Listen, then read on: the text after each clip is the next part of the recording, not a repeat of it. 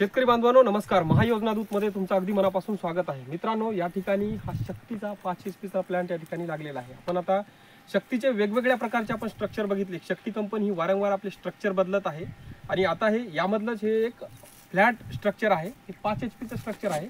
एकाच स्ट्रक्चरवर यांनी काय केलं, 9 प्लेट हॉरिझॉन्टल मध्ये आडव्या यांनी इन्स्टॉल केलेले आहेत। आता या स्ट्रक्चरच्या भरपूर शेतकऱ्याच्या माध्यमातून तक्रारी होत्या की हे पॅनल जे आहेत एकदम म्हणजे एका स्ट्रक्चरवर बसवल्याच्या कारणाने हवा आणि वादळ असल्याच्यानंतर याचा नुकसान होऊ शकतं। तर आपण हे पूर्णपणे स्ट्रक्चर कशा पद्धतीत आहे, त्याचे पॅनल कोणत्या कंपनीचे आहेत, पॅनलची टेक्नॉलॉजी काय आहे, मोटर किती हेडची आहे आणि याचं किती पाणी मारते, मोबाईलवर ऑन ऑफ होतो किंवा नाही, ह्या सगळ्या गोष्टीची आपण माहिती आजच्या व्हिडिओमधून आपण जाणून घेणार आहोत। तत्पूर्वी तुम्ही महायोजना दूतच्या चॅनलवर जर नवीन असाल तर चॅनलला सबस्क्राइब करा आणि शेजारी जे काही बेल नोटिफिकेशन बटन आहे त्याला सुद्धा तुम्ही प्रेस करा। मित्रांनो, एक 4-5 दिवसापूर्वी शक्ती कंपनी ही मागेल त्याला सोलार योजनेच्या लिस्टमध्ये आली होती आणि भरपूर शेतकऱ्यांनी शक्ती कंपनीची निवड केली होती। हालांकी आपण बघितलं की 3 HP चं स्ट्रक्चर कसं आहे, त्यांनी वेगवेगळ्या 3 HP मध्ये वेगवेगळ्या ठिकाणी 2-2 पॅनल इन्स्टॉल केलेले आहेत आणि ते जे आहे एकदम लेवलमध्ये बसवले जातात।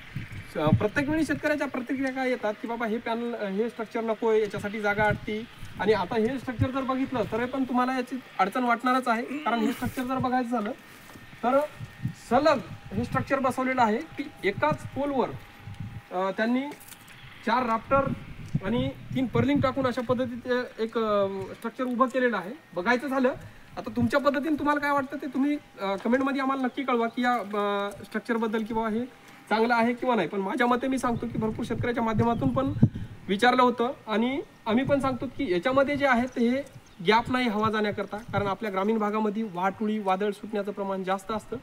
त्याच्यामुळे याच्यामध्ये काय हवा पास होण्याकरता आपल्याला जागा त्याच्यात असणं गरजेचं आहे। 2 प्लेटमध्ये सुद्धा त्या ठिकाणी ज्या वेळेस आपण हे टाकतो ही प्लेटचं जे अंतर आहे हे यांनी राफ्टरवर जे बर्लिंगवर यांनी घेतलेलं आहे, त्याच्यामुळे इथे सुद्धा त्यांना हवा पास होण्याकरता कंपनीनं काही दिलेलं नाही। त्याच्यामुळं हवेनं याचं नुकसान होण्याचे चान्सेस जास्त आहेत। कारण आता हे जे पॅनल आहेत तर भरपूर शेतकऱ्यांना डोळ्यानं दिसतात हे पॅनल, असे वाटतं की पॅनल हलके आहेत, परंतु पॉवर जनरेशनमध्ये हे पॅनल जे आपण आता शेतामध्ये सध्या मोनो पॅनल आपल्याकडं बसतात, हे बायफिशियल पॅनल आहेत। याच्यामध्ये पॉवर जनरेशन क्षमता ही जास्त असते, दोन्ही साईडने हे पॉवर जनरेट करू शकतात। कारण याच्यामध्ये खालून जे फायबर प्रत लावलेली असते ती प्रत याच्यामध्ये लावलेली नसते, त्या कारणानं याचं जे आहे ते ग्लासचे पॅनल असल्यामुळं हे दोन्ही साईडनं पॉवर जनरेट करू शकतात। यामध्ये असं आहे की तुमची सकाळी लवकरच मोटर चालू होते आणि संध्याकाळी उशिरापर्यंत ही मोटर तुमची काम करते, त्यामुळे हे पॅनल फायद्याचे आहेत। परंतु ग्रामीण भागामध्ये वानेराचा जंगली प्राणी असोत, दुसरे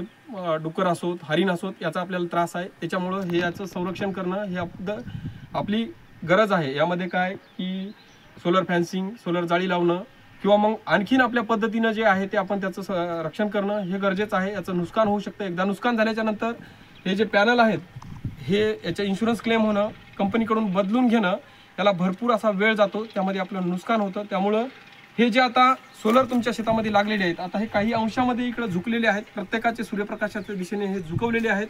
तर याला प्रत्येकाचं 0 डिग्री करून घेणं आपलं काम आहे। कारण आता उन्हाळ्यामध्ये आपण त्याच्याकडे लक्ष देत नाही, याच्यामध्ये उडून जाण्याची शक्यता जास्त असते, त्यानंतर जंगली प्राणी असोत त्यामुळे पण याचं नुकसान होण्याची शक्यता जास्त असते। होईल तेवढं याची 0 डिग्री करण्याचे प्रयत्न करा आणि जे काही तुमचा सप्लाय आहे, कंट्रोलरमध्ये जाणारा सप्लाय आहे तो सुद्धा त्याच्यातून तुम्ही कट करा। कारण जेणेकरून तुम्हाला आता भिजवणं झाले असतील, त्याच्यामध्ये तुम्हाला पाण्याची गरज नसेल तर काय होणार आहे की कोणी येऊन माथे फिरू वाटसरू येऊन बटन दाबल, मोटर चालू करेल, मोटर ड्राईव्ह रन करेल। कारण काही जणांच्या विहिरीमध्ये पाणी नसतं, बोरमध्ये पाणी नसतं, त्याच्यामुळे ते प्रॉब्लेम होऊ शकतो। शक्यतो याचा सप्लाय कट करा। होईल तर कंट्रोलर तुम्ही काढून घेऊन जाऊ शकता, जर टेक्निशियन तुमच्याकडे असेल अवेलेबल तर त्याच्या हाताने तुम्ही कंट्रोलर हा तुम्ही स्वतःच्या घरी नेऊन ठेवू शकता। कारण काही शेतं असे आहेत की दुर्गम भागामध्ये शेतं आहेत, त्यामध्ये काय होतं की कंट्रोलर चोरी जाण्याची शक्यता असते किंवा मग आणखीन कोणी माथे फिरूच्या याने काही बिघाड होण्याची शक्यता असते। हे काही कारणं होऊ शकतात, त्याच्यामुळे तुम्ही ते घरी नेऊ शकता किंवा मग तुमच्या पद्धतीने त्याला लॉक वगैरे लावून तुम्ही त्याची सुरक्षा करू शकता। तर आता बघूयात नेमकं याचं स्ट्रक्चरबद्दल। आता हे फाउंडेशन आहे, एकदम व्यवस्थितरित्या जबरदस्त यांनी फाउंडेशन केलेलं आहे, जसं अदर हे करतो तर कंपन्यांनी केलेलं आहे। दिशा बदलण्यासाठी पूर्णपणे या ठिकाणावर हे स्ट्रक्चर दिलेलं आहे। आता कंपन्या जे आहेत ते त्यांची फिटिंग करण्याची वेगवेगळी सिस्टम आहे. तसंच यांनी जे पॅनल आहेत ते हॉरिझॉन्टल पद्धतीत म्हणजे आडव्या पद्धतीत पॅनल यांनी इन्स्टॉल केलेले आहेत. एकाच ठिकाणी हे 9 पॅनल यांनी टाकलेले आहेत. आता 5 HP मध्ये अलग अलग स्ट्रक्चर जे आहेत ते सुद्धा येत आहेत 2-2 याचे, तर ते पण आपण बघितलेलेच आहेत. परंतु या स्ट्रक्चरबद्दल आपल्याला बघायचं होतं, त्यामुळे आपण हे व्हिडिओ टाकत आहे. तर पूर्णपणे हे कुठल्या योजनेअंतर्गत मिळालं आहे, काय झालं आहे, तर याची नेम प्लेट वगैरे या ठिकाणी यांनी दिलेली आहे. हालाकी या नेम प्लेटवर डाटा वगैरे त्यांनी टाकायला पाहिजे होतं टेक्निकलला, परंतु डाटा वगैरे त्यांनी तिथे टाकलेला नाही. आता हा कंट्रोलर आहे, तो 5 HP कंट्रोलर आहे. त्यामध्ये ACDC कंट्रोलर आहे. एअरटेलचं त्यामध्ये सिम कार्ड आहे. ते पण आपण मोबाईलवर ऑन ऑफ होतो, तो कशा पद्धती होतो ते पण आपण तिथे दाखवणार आहे. तिकडे त्यांनी वीज रोधक लावलेला आहे. वीज रोधकची सुद्धा फिनिशिंग वगैरे फाउंडेशन वगैरे त्यांनी व्यवस्थितरित्या त्या ठिकाणी केलेलं आहे. जवळच तिथे अर्थिंग सुद्धा केलेली आहे. आता याच्यामध्ये जो टाकलेला पंप आहे तो 5 HP 30 मीटर हेडचा पंप आहे. ते आपण आता पाणी वगैरे सुद्धा त्याचं पाहणार आहे की पाणी कशा पद्धतीने मारतो आणि त्याच्यामध्ये मोटर वगैरे कशा पद्धतीने वर्क करते, काही प्रॉब्लेम आहेत का हे आपण शेतकऱ्याकडून सुद्धा जाणून घेणार आहोत. आता एक कंट्रोलर आपण बघूया त्याचा कशा पद्धतीत आहे. आता हा जो कंट्रोलर आहे तो त्यांनी एक व्यवस्थित मेटल बॉडीमध्ये कंट्रोलर त्यांनी या ठिकाणावर दिलेला आहे. आणि कंट्रोलर आणि मोटर जे आहे ते शक्तीच ही मॅन्युफॅक्चर करते. आता शक्ती पंपाबद्दल सांगायचं झालं तर आपण कुठले ब्रँड आणि कुठल्याही कंपनीला प्रमोट करत नाही आणि कुठल्याही कंपनीचं व्हिडिओ आपण प्रमोशन म्हणून टाकत नाही. फक्त एक शेतकऱ्यांना माहितीस्तव आपण व्हिडिओ टाकत असतो. तर आता शक्ती पंपाबद्दल जर सांगायचं झालं तर एकूण सोलारच्या मार्केटमध्ये 30% मार्केट हे शक्ती पंपाने कॅप्चर केलेलं आहे. म्हणजे शक्ती पंपाचा हे मार्केटवर खूप जबरदस्त, खूप तगडा प्रभाव आहे.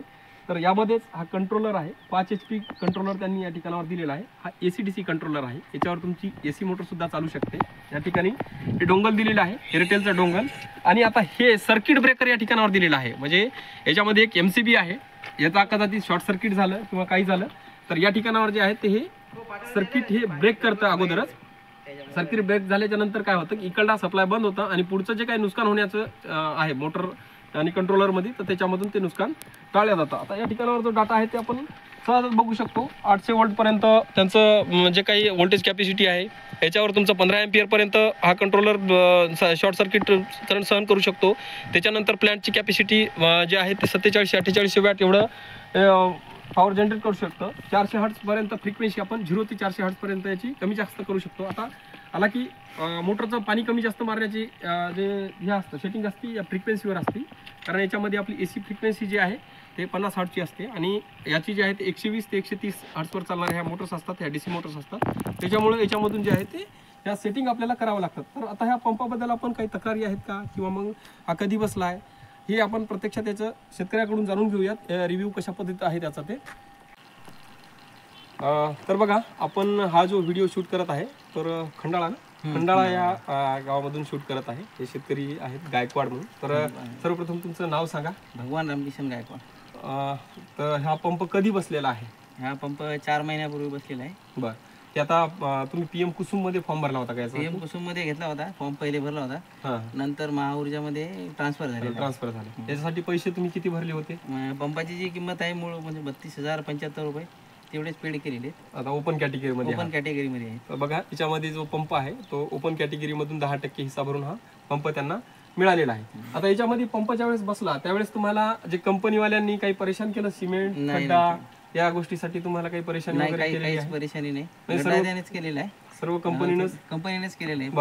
म्हणजे एकंदरीत हे काम जे आहे ते सर्व कंपनीनेच केलेले आहेत. आता हा कंट्रोलर जो आहे तो मोबाईलवर ऑन ऑफ होतो. हो, मोबाईलद्वारे ऑन ऑफ होतो समजा. आणि याच्यावर आता हे स्ट्रक्चर बद्दल तुम्हाला काय वाटतं बरं? ही स्ट्रक्चर आता बऱ्याचशा शेतकऱ्याच्या तक्रारी आहेत की हे स्ट्रक्चर जे आहे ते वाऱ्यानं वगैरे याचं नुकसान होऊ शकतं. याच्याबद्दल तुम्हाला काय वाटतं? थोडक्यात नुकसान आहे आणि फायदा पण आहे. याच्यात जर समजा 9 प्लेट बसवायच्या म्हणलं तर 3 स्ट्रक्चर लागत होते आपल्याला. हो बरोबर. आता कसं आहे कमी जागेत त्याचा उपयोग जास्त झालेला आहे. आता थोडी काळजी तर घ्यावंच लागणार वस्तू आपली असल्यामुळे. बरोबर. म्हणजे एकंदरीत तुमचं म्हणणं आहे की हे तुम्हाला हे स्ट्रक्चर आवडलेलं आहे. पण आता इतर पंपापेक्षा म्हणजे शक्ती तुम्हाला काय वाटतं शक्ती पंपाबद्दल की हे इतर पेक्षा याच्यामध्ये तुमच्या शब्दामध्ये तुम्ही काय सांगू शकता? सर्व्हिस जवळ असल्यामुळे शक्तीची निवड केलेली आहे आणि पुन्हा पहिलेच गावातली काही मुलं शक्तीमध्ये काम करतात, त्याच्यामुळे त्याचा फायदा आपल्याला होईल सर्व्हिससाठी. हा. त्याच्यामुळे एकंदरीत बघा या शक्ती पंपाची सर्व्हिस सेंटर आणि हे आपण वारंवार म्हणतो की कंपनी सर्व्हिस सेंटर बघूनच तुम्ही निवडा, मग कंपनी कोणतीही असो. तर आता या दादांनी काय केलेलं आहे की यांचं सर्व्हिस सेंटर जवळ आहे, यांच्या गावातलेच मुले याच्यामध्ये काम करतात, म्हणून शक्ती पंपाची निवड केलेली आहे. वेल अँड गुड, चांगलं आहे, कारण लवकर यांना सर्व्हिस या ठिकाणी मिळू शकते. आता आपण जे आहे ती मोटर ही ऑन करू, याचं पाणी वगैरे कशा पद्धतीनं होतं आता प्रत्यक्षात आपण मोबाईलवरच ही मोटर जे आहे ते ऑन करूया की कशा पद्धतीने याचं ऑन होत. याचं ऍप्लिकेशन जे आहे ते शक्ती म्हणूनच एक ऍप्लिकेशन आहे, शक्ती RMS म्हणून एक प्ले स्टोअरला ऍप्लिकेशन उपलब्ध आहे. तर आता हे म्हणजे चालू करण्यासाठी याला काय म्हणजे डाउनलोड करून रजिस्ट्रेशन करण्यासाठी याला काय करावं लागतं? QR कोड स्कॅन करायचा. हा, म्हणजे कंट्रोलरचा जो हा QR आहे, QR कोड स्कॅन केल्याच्या नंतर त्या ऍप्लिकेशन मधून हा इन्स्टॉल करून दाखवू. नाही नको देऊ. त्या ऍप्लिकेशन मधूनच हे QR स्कॅन केल्याच्या नंतर हे मोबाईलवर जे आहे ते तुमचं ऑपरेट होऊ लागतं. आता इथं स्टार्ट म्हणून ऑप्शन आहे आणि स्टॉप म्हणून आहे. आता स्टार्ट केल्याच्या नंतर ही झाला की ग्रामीण भागामध्ये काही नेटवर्कचे इश्यू असतात, त्याच्यामुळं हे जास्त काम करू शकत नाही, कारण याच्यामध्ये एअरटेलचं हे आहे, नेटवर्कवर सर्व काही गोष्टी आहे. आता मोटर ऑन झाली आहे तर सक्सेसफुली याच्यामध्ये दाखवलेलं आहे. कंट्रोलरमध्ये सुद्धा हे होतं.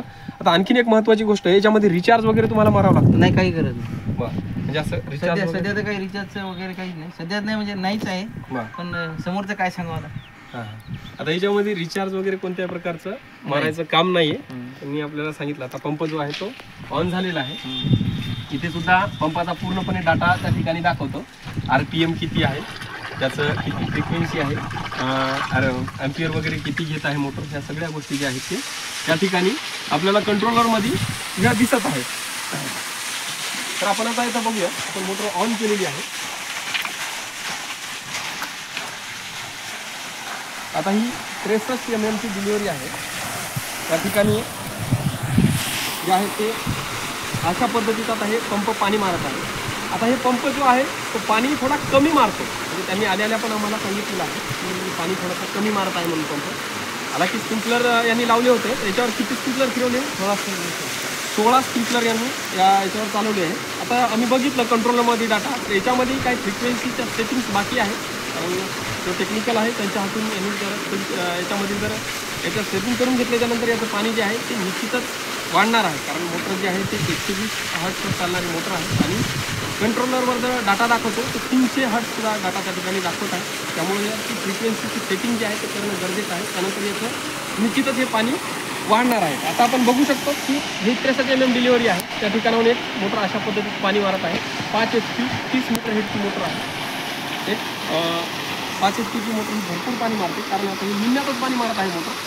जर याची सेटिंग व्यवस्थित केल्याच्यानंतर याच्यापेक्षाही दुप्पट वेगानं पाणी मारते. आपण 5 HP चे पंप बघितलेले आहे. आता त्यांनी हे टेक्निकली द्वारा हे सेटिंग करून घेण्याचं आम्ही सांगितलेलं आहे. ते सेटिंग करून घेतील. त्यानंतर आपल्याला त्याचं रिव्ह्यू पुन्हा एकदा आपण आलो इकडे यांच्या शेतावर, तर आपण नक्कीच दाखवण्याचा प्रयत्न करू. तर हे होतं शक्ती पंपाबद्दलचं थोडक्यात अपडेट, नवीन स्ट्रक्चरबद्दल. आणि याचे स्ट्रक्चर वेगवेगळे येत आहेत, त्यामुळे आपण वेगवेगळ्या पद्धतीत व्हिडिओ टाकत आहे. व्हिडिओ आवडला असेल तर व्हिडिओला लाईक करा, आणि चॅनलवर नवीन असाल तर चॅनलला सबस्क्राईब करा. धन्यवाद.